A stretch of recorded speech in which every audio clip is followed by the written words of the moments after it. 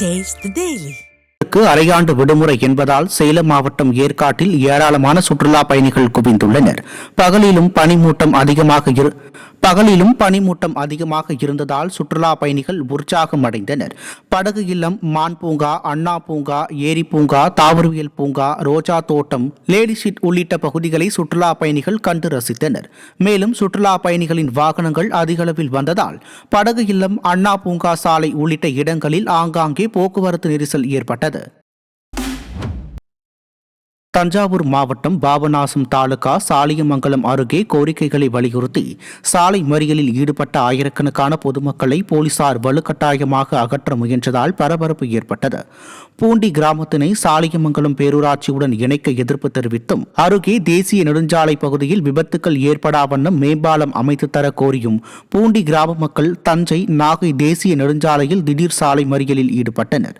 அப்போது அவர்களை குண்டுக்கட்டாக தூக்கி போலீசார் அப்புறப்படுத்த முயன்ற நிலையில் பொதுமக்கள் அவர்களுடன் வாக்குவாதத்தில் ஈடுபட்டதால் அங்கு பரபரப்பு ஏற்பட்டது. இப்போ பூண்டி கிராமத்தை கொண்டு சாலை முதல்ல சேர்க்குறாங்கிறாங்க. இது எங்களுக்கு எங்களுடைய ஏழைகளுடைய 100 நாள் வேலைக்கு பாதிக்கப்படும்.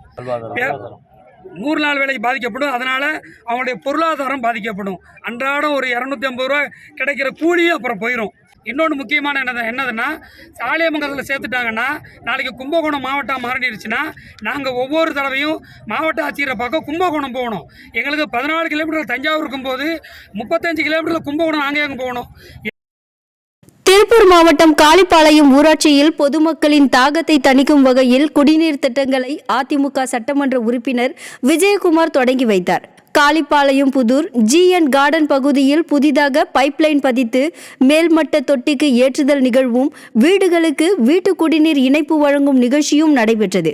இதில் திருப்பூர் வடக்கு சட்டமன்ற உறுப்பினர் விஜயகுமார் பங்கேற்று புதிய திட்டங்களை தொடங்கி வைத்தார். பின்னர் அவர் பேசுகையில், வரும் தேர்தலில் அதிமுகவை வெற்றியடை செய்து புரட்சி தமிழர் எடப்பாடி கே. பழனிசாமியை முதலமைச்சராக்க வேண்டும் என சூளுரைத்தார்.